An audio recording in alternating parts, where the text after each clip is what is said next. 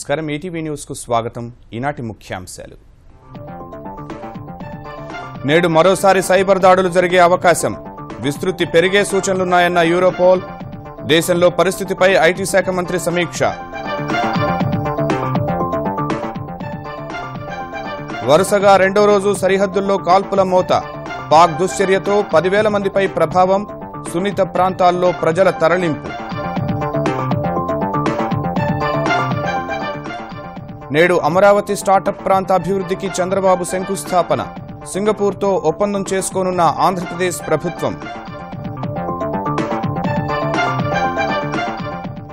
ఆంధ్రప్రదేశ్లో నేడు మంత్రివర్గ భేటీ రాష్ట్ర జీఎస్టీ బిల్లు ఆమోదించనున్న అమాత్యులు అసెంబ్లీలో అనుసరించాల్సిన వ్యూహంపైన చర్చ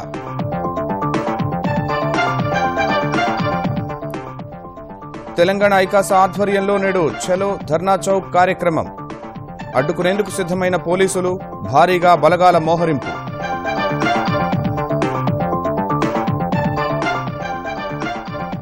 స్వచ్ఛ భారత్తో సామాజిక వ్యాపారస్తులకు ప్రయోజనమన్న ప్రధాని చెత్త నుంచి సంపద సృష్టించే మార్గాలపై దృష్టి పెట్టాలని పిలుపు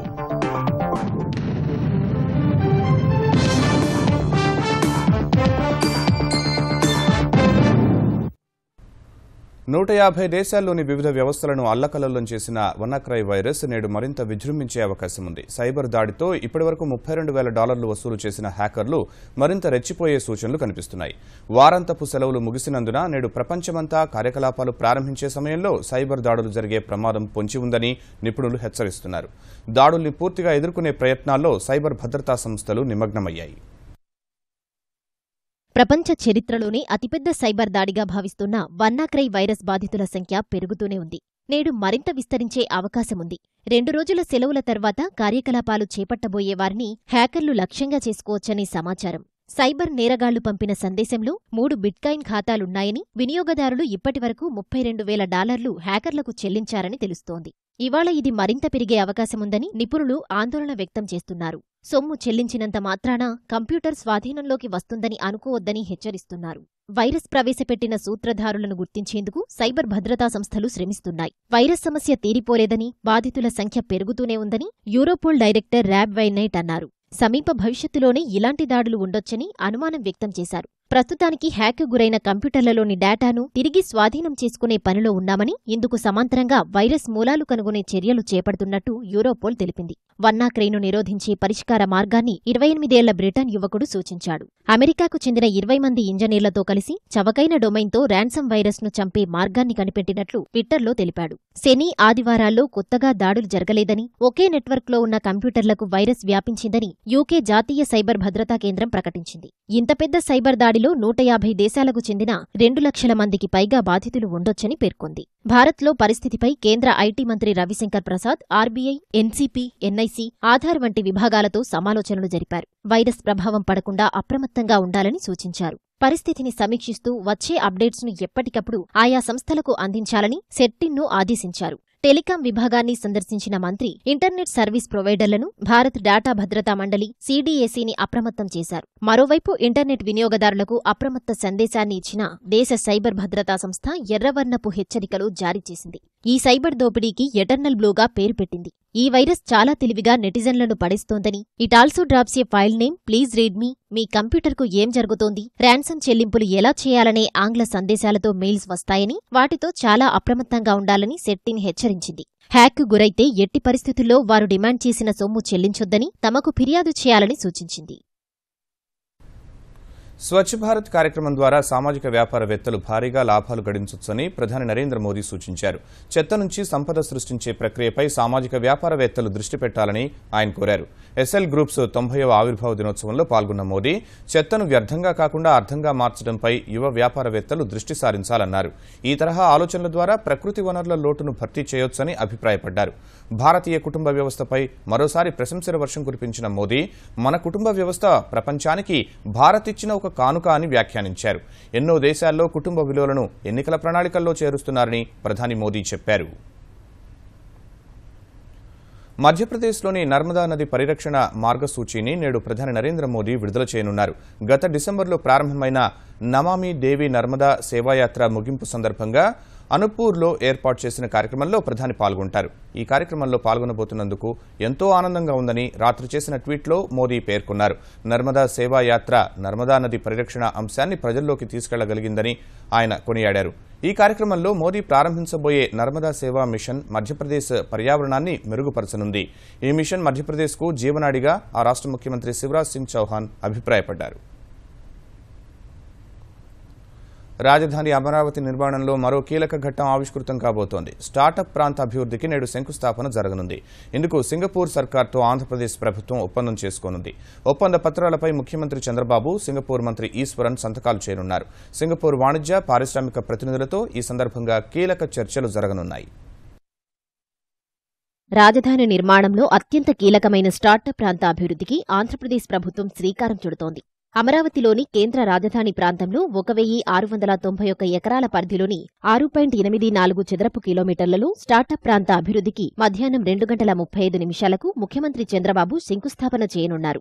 మందడం, తాళ్లాయపాలెం గ్రామాల మధ్య శంకుస్థాపన కార్యక్రమం బహిరంగ సభకు విస్తృతంగా ఏర్పాట్లు చేశారు. ఇప్పటివరకు రాజధాని అమరావతి నిర్మాణ ప్రక్రియలో సాధించిన పురోగతిని వివరిస్తూ ఫోటోలను ప్రదర్శిస్తారు. స్టార్టప్ ఏరియాలో జరగనున్న అభివృద్ధికి సంబంధించి యానిమేషన్ చిత్రాన్ని ఏర్పాటు చేస్తున్నారు. సుమారు 10,000 మంది వరకు శంకుస్థాపన, బహిరంగ సభలో పాల్గొంటారనే అంచనాతో CRDA గుంటూరు జిల్లా అధికారులు సౌకర్యాలు సమకూరుస్తున్నారు. శంకుస్థాపనకు ముందు విజయవాడ గేట్వే హోటల్లో ఆంధ్రప్రదేశ్, సింగపూర్ మధ్య అవగాహన ఒప్పందంపై ముఖ్యమంత్రి చంద్రబాబు, సింగపూర్ మంత్రి ఈశ్వరన్ సంతకాలు చేస్తారు. స్టార్టప్ ప్రాంతానికి ప్రధాన అభివృద్ధిదారుగా ఎంపికైన సింగపూర్కు చెందిన అసెండా సింగ్ బ్రిడ్జ్, సెంబికార్ప్ సంస్థల కన్సార్టియానికి CRDA commissioner Cherukuri Sridhar letter of award అందజేసి కన్సార్టియం నుంచి లెటర్ ఆఫ్ యాక్సెప్టెన్స్ అందుకుంటారు. అమరావతికే తలమానికంగా నిలవనున్న స్టార్టప్ ప్రాంతానికి కేటాయించిన 1691 ఎకరాల ప్రాంతం కృష్ణా తీరం వెంట 900 ఎకరాల్లో నిర్మించే ప్రభుత్వ భవనాల సముదాయాన్ని ఆనుకొని ఉంటుంది. 15 ఏళ్లలో 3 దశల్లో ఈ ప్రాంతాన్ని అభివృద్ధి చేయనున్నారు. తొలి దశలో 650, రెండో దశలో 514, మూడో దశలో 521 ఎకరాలను అభివృద్ధి చేస్తారు. ఇందుకోసం సింగపూర్ సంస్థల కన్సార్టియం, అమరావతి అభివృద్ధి సంస్థ సంయుక్తంగా అమరావతి అభివృద్ధి భాగస్వామి ADP పేరుతో సంస్థను ఏర్పాటు చేస్తాయి. సింగపూర్ కన్సార్టియం 306, అమరావతి అభివృద్ధి సంస్థ 22 కోట్లు మూలధన పెట్టుబడిగా పెడతాయి. స్టార్టప్ ప్రాంతంలో మొదట ADP 8.07 లక్షల చదరపు అడుగుల బహుళ ప్రయోజనకర భవనాలను 3 ఏళ్లలో నిర్మిస్తుంది. 15 ఏళ్లలో స్టార్టప్ ప్రాంత అభివృద్ధి పూర్తయ్యేసరికి 1,25,000 కుటుంబాలు నివసిస్తాయని, 2.5 లక్షల ఉద్యోగాల కల్పన జరుగుతుందని, ప్రభుత్వానికి పన్నుల రూపంలో 10,000 కోట్ల వరకు వస్తుందని అంచనా వేస్తున్నారు. ఆంధ్రప్రదేశ్ అసెంబ్లీ ప్రత్యేక సమావేశం నేపథ్యంలో రాష్ట్ర GST బిల్లుకు ఆమోదం తెలిపేందుకు ఆంధ్రప్రదేశ్ మంత్రివర్గం నేడు సమావేశం కానుంది. రేపు GST బిల్లును శాసనసభలో పెట్టి ఆమోదం తెలపాల్సి ఉన్నందున అంతకు ముందే మంత్రివర్గం ఆమోదం తెలపనుంది.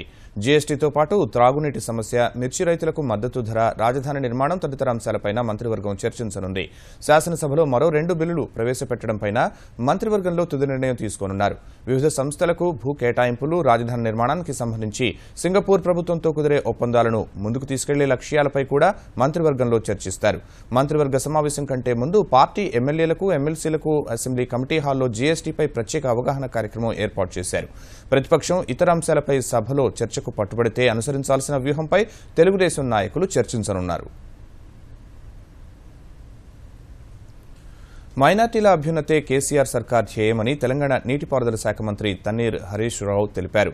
జిల్లా కేంద్రమైన సిద్దిపేటలోని ఓ ఫంక్షన్ హాల్లో 600 మంది పేద ముస్లిం మహిళలకు కుట్టు మిషన్లను ఆయన పంపిణీ చేశారు. 10,000 ఖరీదైన ఒక్కో కుట్టు మిషన్ను ఉచితంగా అందించిన మంత్రి తీసుకున్న వారెవరూ అమ్ముకోవద్దని, కొన్నవారిపై తగిన చర్యలు తీసుకుంటామని స్పష్టం చేశారు.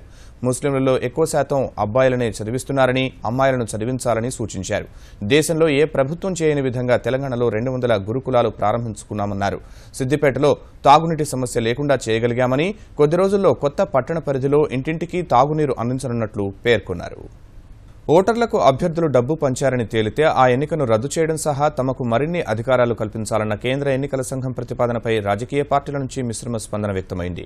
ఎన్నికల రద్దు నిర్ణయానికి అవసరమైన న్యాయాధికారాలు కల్పించేలా ప్రజా ప్రాతినిధ్య చట్టంలో స్పష్టమైన నిబంధన పొందుపరచాలన్న ఈసీ ప్రతిపాదనను కాంగ్రెస్ పూర్తిగా సమర్థించగా ఈ అంశంపై మరింత స్పష్టత రావాల్సి ఉందని అధికార భారతీయ జనతా పార్టీ అభిప్రాయపడింది.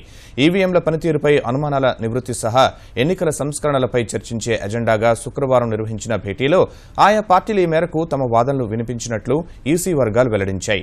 అవినీతిపై పోరులో భాగంగా ప్రజాస్వామ్య వ్యవస్థల బలోపేతానికి తమ మద్దతు ఉంటుందని కాంగ్రెస్ స్పష్టం చేసింది. అయితే ఈసీ ప్రతిపాదించిన నిబంధనలను ప్రజా ప్రాతినిధ్య చట్టానికి మాత్రమే పరిమితం చేస్తే సరిపోదని, అవినీతిపరులపై చర్యలకు సంబంధించి అన్ని చట్టాల్లోనూ మార్పులు చేయాల్సి ఉందని భారతీయ జనతా పార్టీ అభిప్రాయపడింది. ఈ మేరకు అవినీతి నిరోధక చట్టంలో సవరణలు చేసే అంశాన్ని పార్లమెంటు ఇప్పటికే పరిశీలిస్తోందని గుర్తు చేసింది. ఈసీ ప్రతిపాదనపై త్వరలోనే సమగ్ర వివరణ ఇస్తామని భారతీయ జనతా పార్టీ తెలిపింది. హైదరాబాద్ ఇందిరా పార్క్ వద్దనున్న ధర్నా చౌక్ ను పరిరక్షించుకోవాలని కోరుతూ నేడు చలో ధర్నా చౌక్ చేపట్టేందుకు తెలంగాణ రాజకీయ ఐకాస పలు రాజకీయ ప్రజా సంఘాలు సిద్దమయ్యాయి. పోలీసులు అనుమతి నిరాకరించినప్పటికీ ఐకాస నేతలు చలో ధర్నా చౌక్ నిర్వహిస్తామని స్పష్టం చేయడంతో అడ్డుకునేందుకు పోలీసులు పటిష్ట ఏర్పాట్లు చేసుకున్నారు. వేర్వేరు మార్గాల్లో ర్యాలీలుగా బయలుదేరనున్న పార్టీలు ఈ ఉదయం 11 గంటలకు ఇందిరా పార్కు చేరుకోవాలని నిర్ణయించాయి. కార్యక్రమాన్ని అడ్డుకునేందుకు ఇందిరా పార్కు వద్ద ముందస్తుగా పోలీసు వాహనాలు అందుబాటులో ఉంచడమే కాకుండా బందోబస్తు ఏర్పాటు చేశారు. ఒకవేళ ఎవరైనా ర్యాలీలు నిర్వహిస్తే అరెస్టు చేయాలని పోలీసులు భావిస్తున్నారు. విశాఖ కేంద్రంగా భారీ హవాలా దందా నడిపి పోలీసులకు చిక్కిన వడ్డీ మహేష్ ను ఇవాళ న్యాయస్థానం ఎదుట హాజరుపరచనున్నారు. ఇప్పటికే ఈ కేసు విచారణను సిఐడికి బదలాయించారు. న్యాయ విచారణను కూడా సిఐడి కోర్టుకు బదిలీ చేయనున్నారు. డొల్ల కంపెనీలు సృష్టించి సాఫ్ట్వేర్ కొనుగోలు పేరుతో సుమారు 1500 కోట్ల రూపాయలను వడ్డీ మహేష్ బృందం అక్రమంగా విదేశాలకు చేరవేసింది. అయితే విదేశాలకు పంపిన నగదు ఎవరిదో తనకు తెలియదని మహేష్ చెబుతున్నాడు. కమిషన్ల కోసమే తాను డొల్ల కంపెనీలు సృష్టించానని, ఢిల్లీకి చెందిన 3 వ్యక్తులు నగదు తీసుకొచ్చేవారని మహేష్ పోలీసులకు చెప్పినట్లు తెలుస్తోంది. ఆ డబ్బును డొల్ల కంపెనీల ద్వారా చైనా, హాంకాంగ్, సింగపూర్ పంపేవాడినని, అక్కడ ఎవరికి డబ్బు చేరుతుందో తనకు తెలియదని వెల్లడించనున్నట్లు సమాచారం. ఢిల్లీకి చెందిన వారిగా మహేష్ చెబుతున్న ఆయుష్ గోయల్, వినీత్ గోయంకా, వికార్ గుప్తా ఎవరు, మహేష్కు ఎలా పరిచయం, ఎప్పటి నుంచి ఎంత మొత్తంలో నగదు పంపారన్న కోణంలో పోలీసులు దర్యాప్తు చేస్తున్నారు. ఈ వ్యవహారం మొత్తం నిగ్గు తేల్చేందుకు అతి త్వరలోనే ఈడీకి కేసును అప్పగించనున్నారు. అనంతపురం జిల్లాలో పిడుగుపాటుకు మృతి చెందిన రైతుల కుటుంబాలను మంత్రి కాలువ శ్రీనివాసులు పరామర్శించారు. క్షతగాతులకు మెరుగైన వైద్యం అందిస్తామన్న మంత్రి బాధిత కుటుంబాలను చంద్రబాబు సర్కారు అన్ని విధాలా ఆదుకుంటుందని హామీ ఇచ్చారు. చిన్న రైతు కూలీలు, చిన్నపిల్లలు ఉన్నారు. చంద్రన్న బీమా ఉంటే ఒక్కొక్కరికి 5 లక్షల రూపాయలు ఆర్థిక సాయం అందుతుంది. ప్రభుత్వం తరఫున చంద్రన్న బీమా లేని పక్షంలో 3 లక్షల రూపాయలు ఎక్స్గ్రేషియా ఇవ్వమని ముఖ్యమంత్రి గారు ఆదేశించారు. నేటి నుంచి ఈ నెల 23 వరకు జరగనున్న తెలంగాణ ఇంటర్మీడియట్ అడ్వాన్స్డ్ సప్లిమెంటరీ పరీక్షల నిర్వహణకు యంత్రాంగం సర్వం సిద్దం చేసింది. 1 నిమిషం నిబంధన పక్కాగా అమలు చేస్తామని ఇంటర్మీడియట్ బోర్డు కార్యదర్శి అశోక్ తెలిపారు. 2 సంవత్సరాల విద్యార్థులు కలిపి 4,78,290 మంది పరీక్షలకు హాజరు కానుండగా రాష్ట్ర వ్యాప్తంగా 872 కేంద్రాలను సిద్దం చేశారు. వేసవి తాపాన్ని దృష్టిలో పెట్టుకుని పరీక్ష కేంద్రాల దగ్గర అన్ని ముందస్తు ఏర్పాట్లు చేసినట్లు అశోక్ వివరించారు. అటు మార్చి పరీక్షలు రాయలేకపోయిన హైదరాబాద్ వనస్థలిపురంలోని శ్రీ వాసవి జూనియర్ కళాశాల విద్యార్థులు ఈ పరీక్షకు హాజరయ్యేందుకు అవకాశం కల్పించారు. ఈ నెల 23 తర్వాత ఆ కళాశాల విద్యార్థులకు ప్రాక్టికల్ పరీక్షలు నిర్వహించనున్నారు. పొరుగు దేశం దక్షిణ కొరియా నూతన అధ్యక్షుడిగా 4 రోజుల క్రితం బాధ్యతలు చేపట్టిన మూన్ జే ఇన్ కు సవాల్ విసురుతూ ఉత్తర కొరియా క్షిపణి ప్రయోగం చేసింది. తద్వారా పసిఫిక్ మహాసముద్రంలో యుద్ధ విన్యాసాలకు సిద్దమవుతున్న అమెరికా, జపాన్, ఐరోపా దేశాల నౌకాదళాలను సైతం పరోక్షంగా హెచ్చరించింది.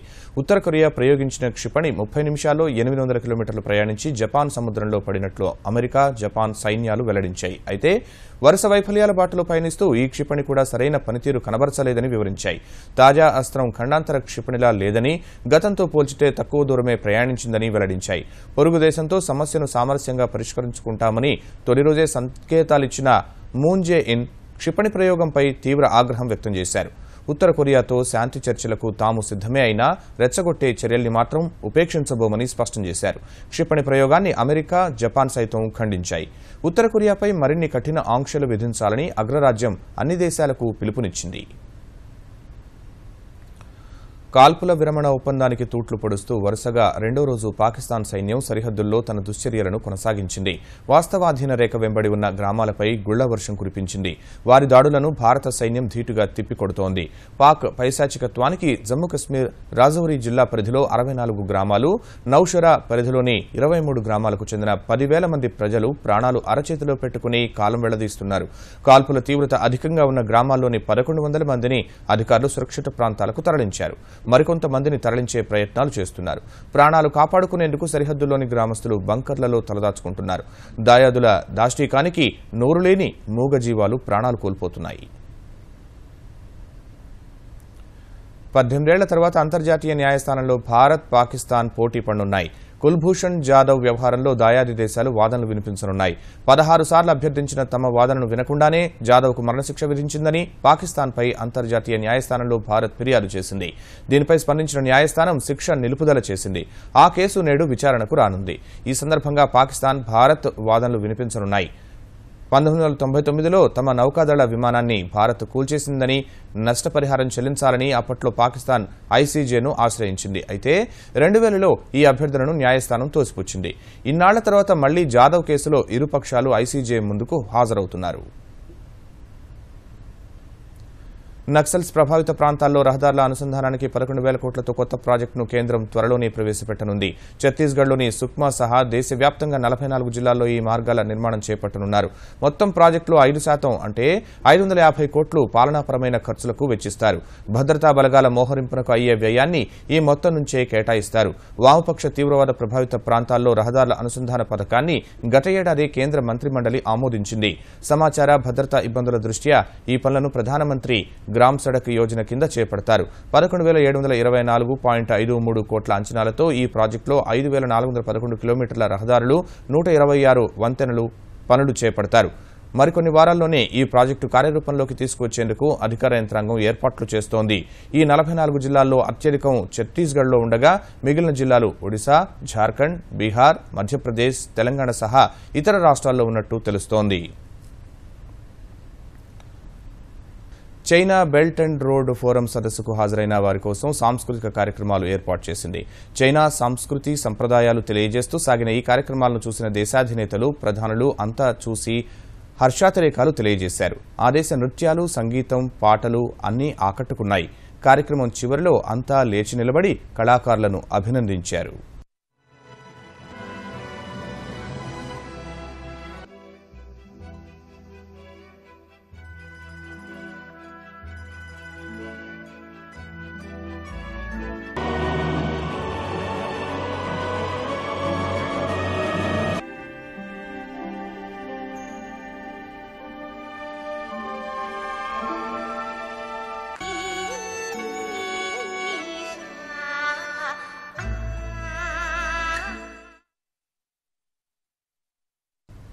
ముఖ్యాంశాలు మరోసారి. నేడు మరోసారి సైబర్ దాడులు జరిగే అవకాశం, విస్తృతి పెరిగే సూచనలున్నాయన్న యూరోపోల్. దేశంలో పరిస్థితిపై ఐటీ శాఖ మంత్రి సమీక్ష. వరుసగా రెండో రోజు సరిహద్దుల్లో కాల్పుల మోత, పాక్ దుశ్చర్యతో 10,000 మందిపై ప్రభావం, సున్నిత ప్రాంతాల్లో ప్రజల తరలింపు.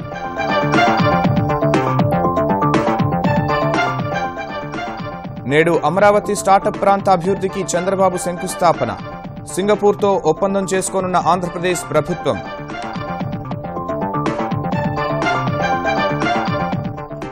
ఆంధ్రప్రదేశ్లో నేడు మంత్రివర్గ భేటీ. రాష్ట్ర జీఎస్టీ బిల్లు ఆమోదించనున్న అమాత్యులు. అసెంబ్లీలో అనుసరించాల్సిన వ్యూహంపైన చర్చ.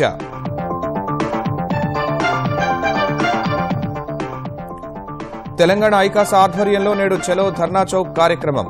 అడ్డుకునేందుకు సిద్ధమైన పోలీసులు, భారీగా బలహాల మోహరింపు.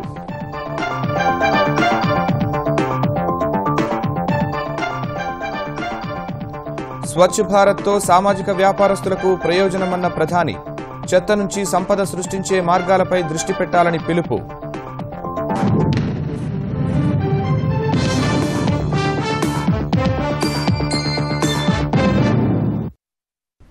ఈటీవీ న్యూస్ సమాప్తం. నమస్కారం.